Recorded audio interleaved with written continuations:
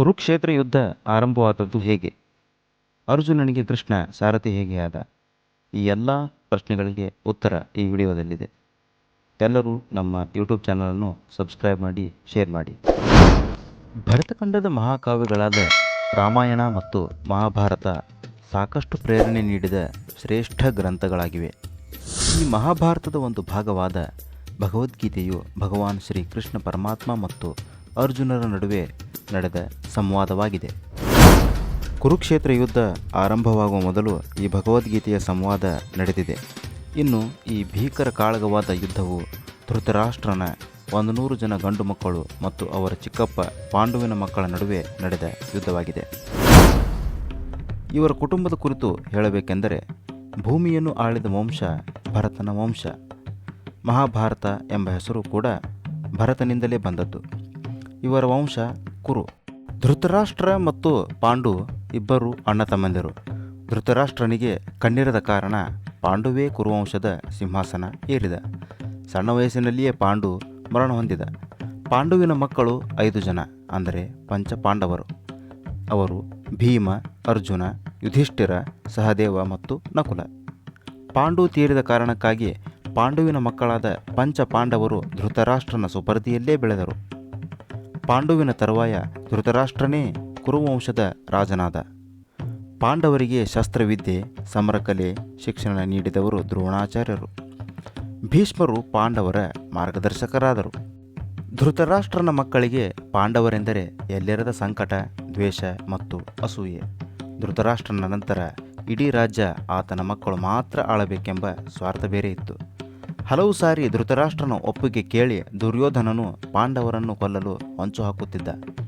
ಆದರೆ ಸಾಕಷ್ಟು ಪ್ರಯತ್ನ ವ್ಯರ್ಥವಾಗುವಲ್ಲಿ ಚಿಕ್ಕಪ್ಪ ವಿದುರ ಮತ್ತು ಬಂಧು ಆದ ಕೃಷ್ಣ ಪಾಂಡವರನ್ನು ಪಾರು ಮಾಡುತ್ತಿದ್ದ.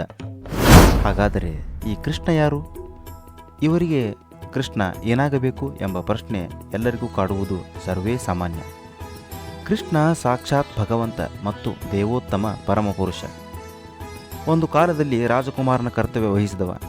ಪಾಂಡುವಿನ ಹೆಂಡತಿ ಕುಂತಿ ಅಥವಾ ಪೃಥೆ.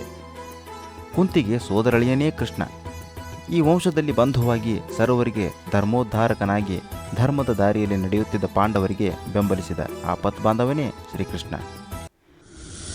ಒಂದು ದಿನ ದುರಹಂಕಾರಿ ದುರ್ಯೋಧನನನ್ನು ಪಗಡೆ ಆಟಕ್ಕೆ ಬರುವಂತೆ ಪಾಂಡವರಿಗೆ ಸವಾಲೆಸಗಿದ. ಈ ಮೋಸದ ಆಟದಲ್ಲಿ ಪಾಂಡವರು ಸೋತಾಗ ಪಾಂಡವರ ಸಮೇತ ದ್ರೌಪದಿಯನ್ನು ವಶ ಮಾಡಿಕೊಂಡ. ದ್ರೌಪದಿಯ ವಸ್ತ್ರಾಪಹರಣ ಮಾಡುವ ಸಂದರ್ಭದಲ್ಲಿ ಕೃಷ್ಣನ ಹಸ್ತಾಕ್ಷೇಪದಿಂದ ದ್ರೌಪದಿಯ ಮಾನ ಉಳಿಯುತ್ತದೆ.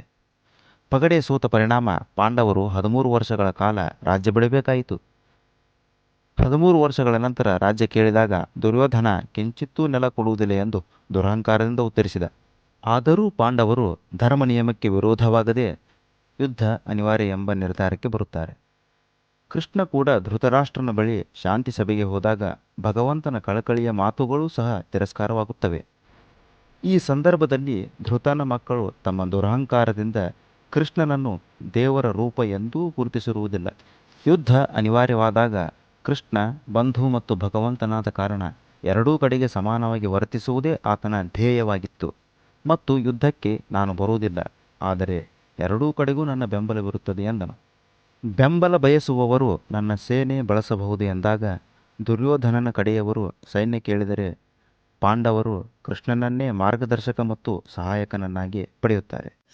ಈ ಸಂದರ್ಭದಲ್ಲೇ ಅರ್ಜುನನಿಗೆ ಸಾರಥಿಯಾಗಿ ಕೃಷ್ಣ ನಿಲ್ಲುತ್ತಾನೆ. ಸ್ವತಃ ಭಗವಂತನೇ ಧರ್ಮದ ಪರ ನಿಂತಾಗ ಅಧರ್ಮ ಸೋಲುತ್ತದೆ. ಈ ಪ್ರಕಾರವಾಗಿ ಯುದ್ಧದ ಪೂರ್ವದಲ್ಲಿ ನಡೆದ ಕೃಷ್ಣಾರ್ಜುನ ಸಂವಾದವೇ ಭಗವದ್ಗೀತೆ, ಅಂದರೆ ಭಗವಂತನ ಸಂದೇಶವಾಗಿದೆ. ಇನ್ನೂ ಹೆಚ್ಚಿನ ವಿಡಿಯೋಗಳಿಗಾಗಿ ನಮ್ಮ ಯೂಟ್ಯೂಬ್ ಚಾನಲ್ ಸಬ್ಸ್ಕ್ರೈಬ್ ಮಾಡಿ ಮತ್ತು ಎಲ್ಲರಿಗೂ ಶೇರ್ ಮಾಡಿ.